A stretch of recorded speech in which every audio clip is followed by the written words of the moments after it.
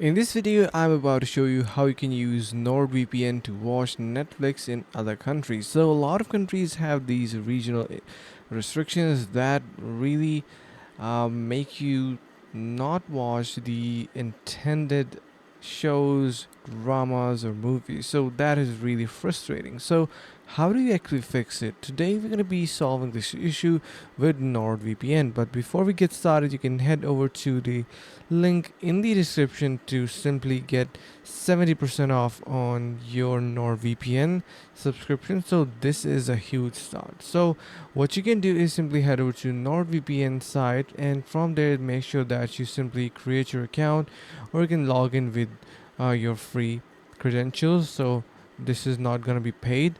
Now once you log in and sign up on the platform, you are able to simply choose any region that you like for example, I have already created an account, and in here you can see we have all of these options showing up. We can download NordVPN application as well and use it. So you can install this uh, extension as well if you're using Netflix onto a browser or desktop, and that is going to be giving you even faster way to get a connectivity in the region that you want, and you can watch Netflix in that region. So that's how easy it is. I hope this helps. See you in the next video.